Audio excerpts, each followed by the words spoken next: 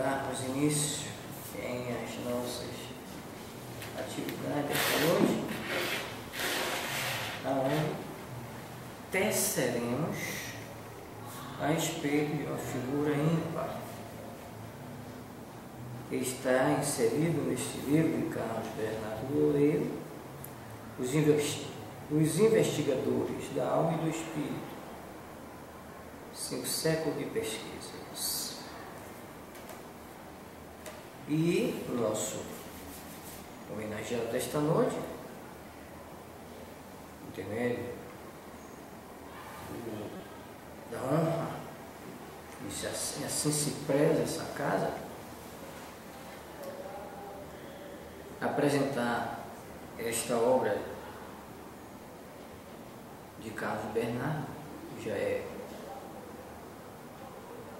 por demais grandioso, né, falar sobre esta obra, porque nela se insere as maiores fontes fecundas de conhecimentos de natureza psíquica, filosóficas.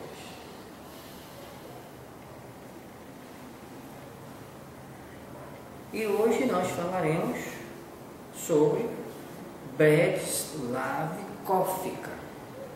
Este é o nome da fera. Vocês verão se eu tenho razão ou não. As jornalistas e pesquisadoras norte-americanas Sheila Ostrander e Lynn Schroeder admitem que Kafka foi um dos mais coloridos e famosos estudiosos dos fatos psíquicos na Tchecoslováquia. Ele nasceu em 1890 e desencarnou em 1966, aos 76 anos, portanto. As suas ideias, declaram as pesquisadoras, têm dado origem a grande parte das atuais pesquisas sobre a psique. Fisicamente, Kafka tem um aspecto de um homem maciço, de rosto cheio de rugas, como uma escultura boêmia de madeira. Kafka foi um famoso escultor da Tchecoslováquia. As suas magníficas esculturas em pedras e madeira adornam muitos edifícios e catedrais de Praga, como o monumental Catedral Gótica de São Vito, ao lado do Castelo de Praga. Mas, concomitantemente ao que as suas mãos realizavam, utilizando uma alquimia especial com a pedra, os seus pensamentos se voltavam para o verdadeiro sonho da alquimia, ou seja, a transformação e a libertação da personalidade humana e o descargo de forças psíquicas adormecidas. Tendo feito fortuna com a escultura, instalou um bem aparelhado laboratório de pesquisas psíquicas a poucos quilômetros de Praga, e ali deu vazão às suas admiráveis incursões aos enigmas dos poderes da mente.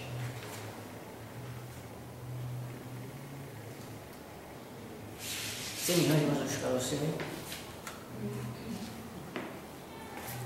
Os seus pacientes eram pessoas psiquicamente sensíveis. Empregou algumas como assistentes, assim como o cinzel em suas mãos buscava e liberara a multidão de formas esculpidas dentro de simples blocos de madeiras e mármores, sentenciam poeticamente Ostrander e Schroeder. Assim a sua mente esculpia novas personalidades partindo das pessoas singelas que trabalhavam com ele. Suscitou nelas poderes psíquicos fenomenais. No laboratório de pesquisa parapsicológica de Kafka, os pacientes hipnotizados eram treinados em percepção extrasensorial até que as suas faculdades psíquicas se aperfeiçoassem. Depois de exaustivos treinamentos do psi pela hipnose, os pacientes obtinham resultados fantásticos, atingindo geralmente o nível dos 90 graus, no dizer do Dr. Zdenek Redak, secretário científico da Comissão Tchecoslováquia e de coordenação para a pesquisa da telepatia, da telegnesia e da psicocinesia. Os relatórios sobre Kafka foram divulgados na revista Periscópio em 1966. A 16 de junho de 1925, Kafka e seus médios estavam na cidade de Krasno, na Tchecoslováquia. A expedição do Roald Amundsen achava-se a caminho do Polo Norte. Kafka ordenou aos médios que vissem clarividentemente o que estava acontecendo no Polo Norte. Há um nevoeiro tremendo e um vento forte no polo, informaram os médicos. Ninguém da expedição ainda chegou lá. A tempestade é tão forte que não se pode chegar ao polo pelo ar. No dia 20 de junho, os tchecos souberam das notícias. Amundsen regressara com um avião sem ter podido alcançar o Polo Norte. Durante a Segunda Guerra Mundial, Kafka usava os médiuns bem treinados para acompanhar o andamento da guerra. A decisão dos generais e as alterações nas linhas de frente colocavam o médium em transe e ordenava que dissesse o que via na frente de batalha. Depois, outro médium, sem nenhum conhecimento do relatório do primeiro, era enviado à mesma área. Os relatos concordavam entre si e Kafka tinha um apanhado geral do que estava acontecendo a centenas de quilômetros de distância. Isso não é para ler, né? Isso é para quem é gênio. Os ensaios sobre os poderes da hipnose eram realmente notáveis. Numa experiência singular, um homem foi mantido em transe hipnótico numa sala durante 3 semanas sem comida. Durante este período, mantiveram o seguinte diálogo: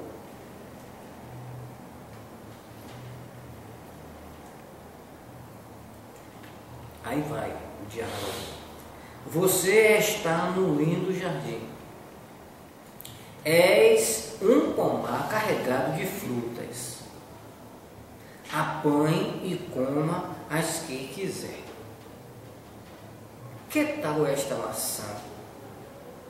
Sugeriu Kafka, estendendo ao paciente uma maçã imaginária.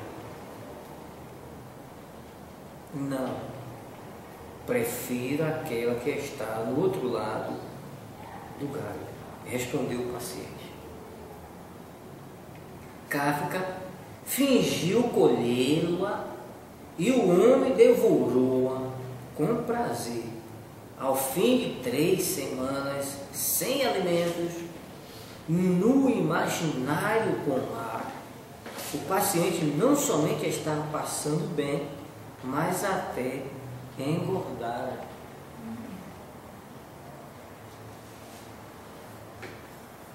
Conforme elucida o doutor Zdenek Redak, Kafka acreditava na existência de uma terceira forma de energia, além das que conhecemos. Era sua opinião que os homens são capazes de valer-se dela quando desejam fazê-lo. São também capazes de obter essa mesma energia de outras pessoas. Por sua vez, o Dr. Milan, autor juntamente com o Dr. J.G. Pratt da obra E Assim Fora lançada em 1862, informa que alguns pacientes de Kafka eram treinados para curar e outros para desenvolver a clarividência e vários poderes psíquicos. Com ele, vivia um paciente que se tornou famoso como curador, mas que passava todo o tempo em estado hipnótico. Depois de vários anos desse sinistro treinamento, Kafka saía com ele a passeio e dizia-lhe, apontando para uma árvore: olhe para aquele passarinho. O paciente olhava para o ponto indicado e o passarinho caía no chão, morto. Esse paciente exercia estranho e poderoso efeito físico sobre outros animais. Kafka alimentou a certeza de que todos os seres vivos, plantas, animais e gente estão cercados de um invólucro de energia ou aura, a mesma energia revelada nas fotografias Kirlian, a mesma energia de que falou Allan Kardec, a que deu o nome de fluido, e que Mesmer rotulou de magnetismo animal. Disse-ia que os pesquisadores psíquicos do leste europeu ignoravam os estudos dos magnetizadores alemães e franceses do século XIX, que de modo pioneiro trabalharam experimentalmente com os fluidos. Dos estudos de Kafka, de Milan, Zdenek, Vladimir Trozen e de tantos outros se originaria a psicotrônica. E na acepção de Redak, a boêmica do homem, uma ciência de sistemas que funcionam como sistemas vivos, em lugar da natureza dual do homem e do universo, pressuposta pela ciência contemporânea, o grupo dos pesquisadores tchecos admitem que o homem possui uma natureza tríplice e o cosmos é triádico. O terceiro aspecto do homem e do universo, afirmam eles, é uma nova forma de energia, a energia psicotrônica. Esta energia pode transpor a telepatia, o transportar a telepatia, pode ser a base da psicocinesia, da clarividência, da cura dos fenômenos paranormais. Fato neste particular observado por George Mecker em As Curas Paranormais de 1976, editora Pensamento. Os pesquisadores tchecos assumem uma inquestionável importância no contexto das investigações supranormais.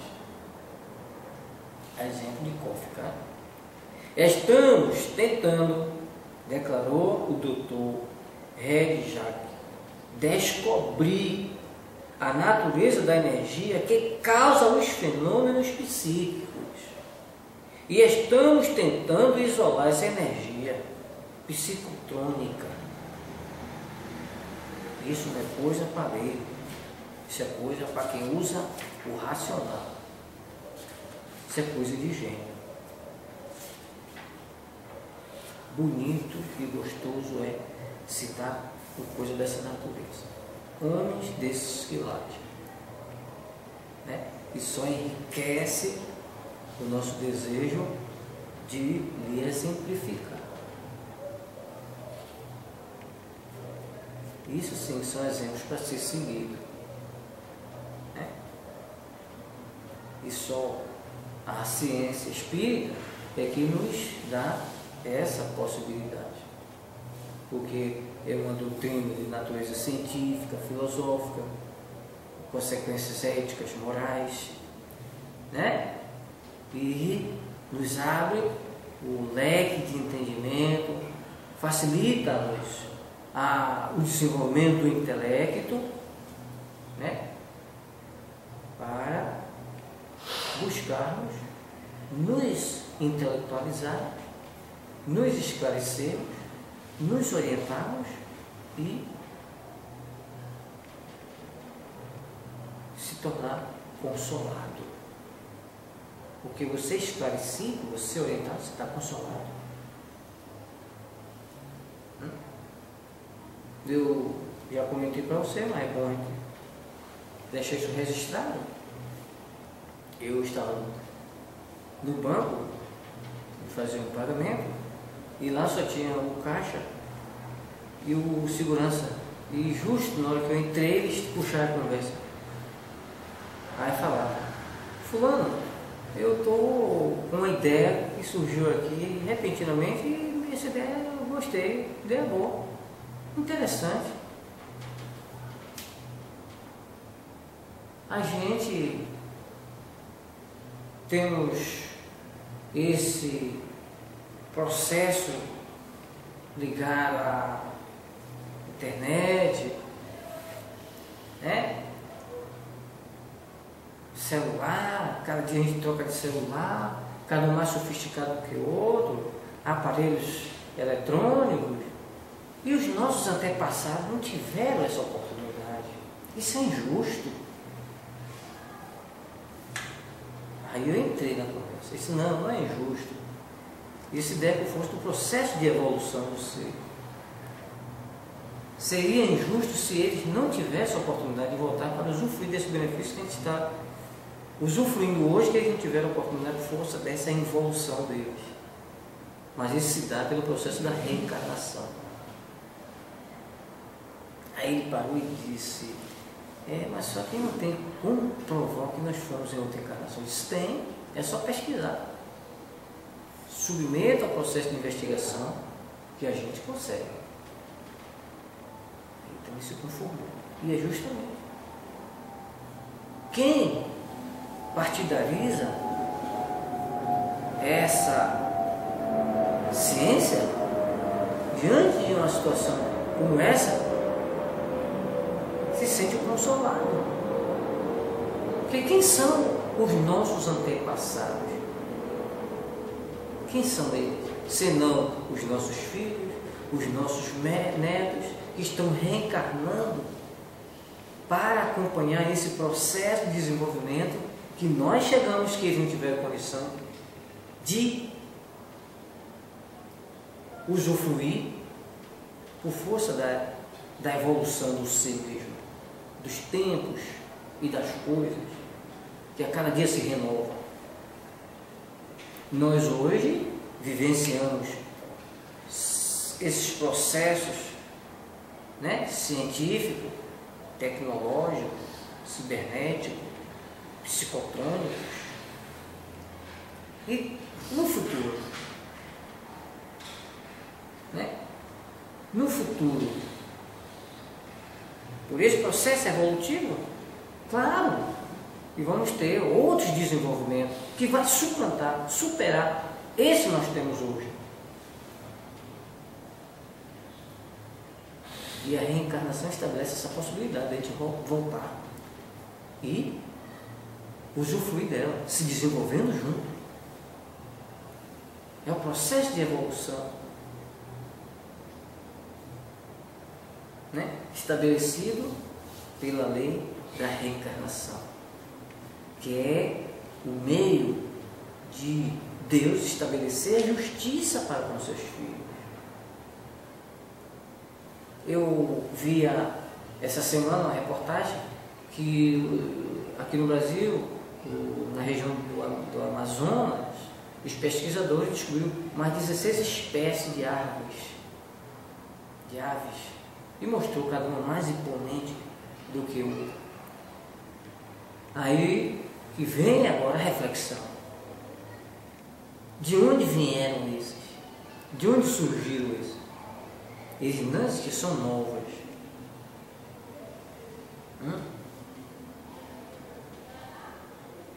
É o processo de evolução inserido nesses animais. E graças a esse processo de retorno que estabelece essa imponência, é o surgimento da beleza, que é obra de Deus. Tende a tudo se tornar belo, cada vez mais belo, pelo processo dessa evolução. Isso a gente vê entre os animais, entre os vegetais, cada um mais imponente do que o outro. E a tendência é surgir novas espécies, um mais evoluído do que o outro. Essa imponência estabelece o processo de evolução entre eles. Isso se deve ao processo de retorno desse princípio espiritual que anima esses seres, que em nós denominamos de reencarnação. É a lei do progresso, é a obra divina. Aí muitas das vezes, eu que me dou com a classe masculinizadas, eu vejo os comentários deles, dos contra-cheques, roxo, recheado de pensão alimentícia. Aí uns começam a queimar o outro, né? E eu me calo, eu digo, fica aí tudo. Caiu. Se pensão vos paga, porque filho gera. Se gerar, vai ter que criar, né? Para um é sacrilégio, principalmente para os religiosos. É sacrilégio, é pecado, é fim de mundo, é homem sem vergonha. Principalmente aqueles mais idosos, né? Já gosta de menina nova, ainda a vida, vai criar os filhinhos dela dando pensão o tempo todo. Aí nego desce o rei, eu me calo. Nada disso, nada de sacrilégio, nada de falta de vergonha. Ali é uma oportunidade que aquele homem está dando a mais um ser vir se desenvolver.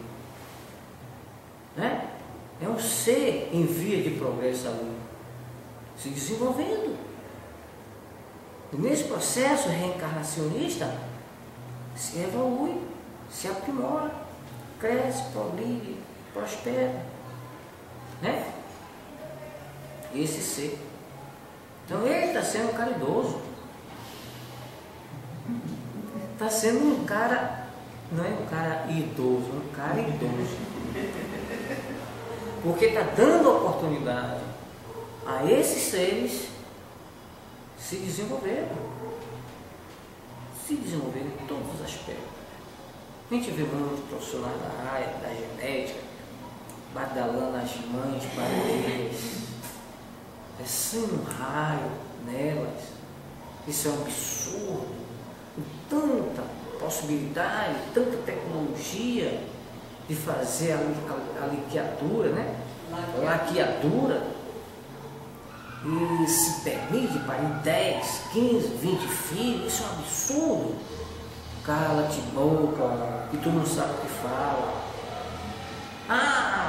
Corre o risco de fazer uma superpopulação.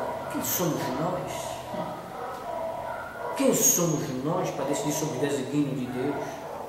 Quando isso acontecer, Deus proverá. Ali são seres em via de progresso. Essa mãe, esse pai que está se permitindo a isso, muito por força de expiação, prova, e outros até por missão, estão progredindo. Estão dando oportunidade a esses inúmeros seres de reencarnarem pelo seu intermédio, ressurgirem, voltar ao palco da reencarnação, né? E desenvolver-se. Nada está estagnado, não. O processo de evolução se estabelece, é por esse processo reencarnacionista. Infelizmente, os materialistas não conhecem isso. Aí, condena até o Criador. Mas o nome quer falar animal? Condena até o Criador, com suas expressões, né? Para nós, egoística. Egoística. Aí que vem um pensamento lógico. Não querem sustentar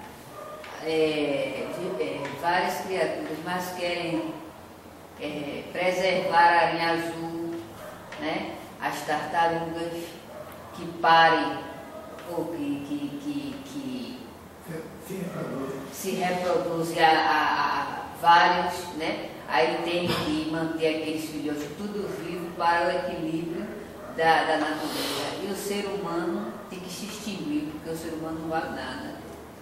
A questão de raciocínio, né? Está faltando.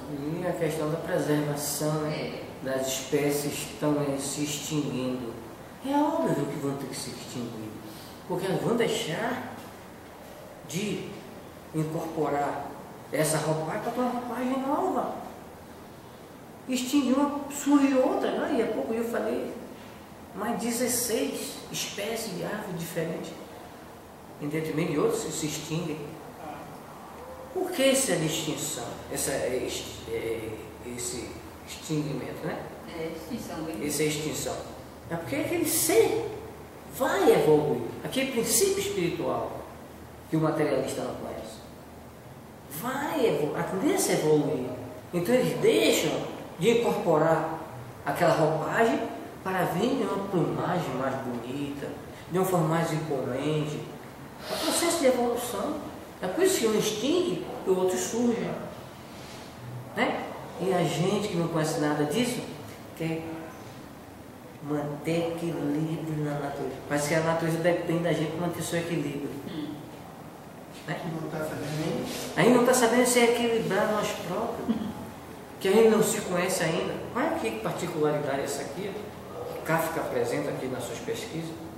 E a pessoa, o que o indivíduo desenvolveu uma capacidade psíquica e ele entrar em transe por intermédio de um hipnotizador ou um magnetizador, lhe comandar de natureza psíquica e a distância, a quilômetro, vasculhar o terreno inimigo e trazer informação do que está acontecendo lá.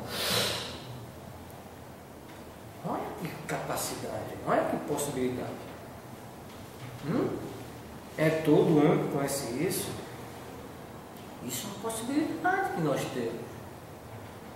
Olha aqui o exemplo que deu. O homem 3 semanas preso num lugar sem comer nada.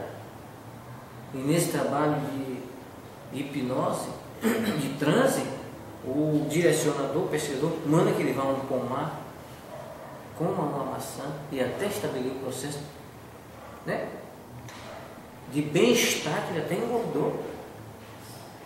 É brincadeira. Isso é um processo. Todos nós somos capazes de fazer isso. Temos aí exemplos, no terreno da monografia em Bernardo, e dos livros dele também, de homens que se preparavam psiquicamente na Índia. Acho que é o Fakiri. Os Fakiri, eles entravam em transe, enrolava ele, depois de enrolar, botar dentro do saco plástico, lacrava, jogar dentro do caixão, tampar e botar embaixo da terra, 7 palmos de terra. 30 dias escavava lá, tá, o cara trabalhava e voltava a surgir com vida, saía andando como se tivesse nada acontecido. Olha que capacidade o homem tem. Tudo isso somos capazes. Agora a gente ignora. Depois a gente quer comandar a natureza.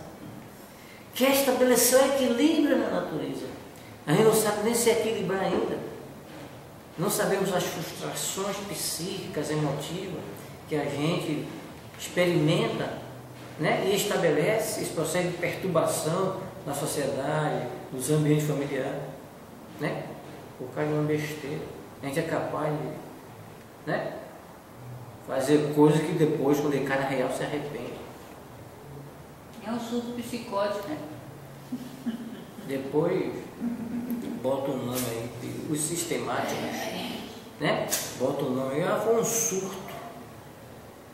Um surto, não sei lá de quê. Psicótico. E aí? É assim que a gente está se conhecendo? Quem é esse tal de surto psicótico? Como ele se chama? Esse é o nome dele? Ele tem individualidade própria? Ele tem sentimento? Ele tem razão? Ele tem inteligência? Ele delibera? Ele age? Ele interage? Ele pensa? Ele sente? Vai fazer tanta desgraça na mente do cara?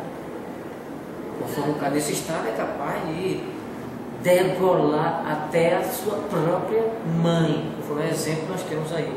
Não é de poucos, não. O indivíduo nesse estado pega o instrumento e degola a cabeça da sua genitora. Nós já temos 2 casos dessa natureza aqui na Bahia. Um surto psicótico. Tenha paciência. Daí diz que a mãe está viva. Está viva mesmo. Roda um pouco. Vamos para ali, vamos estudar.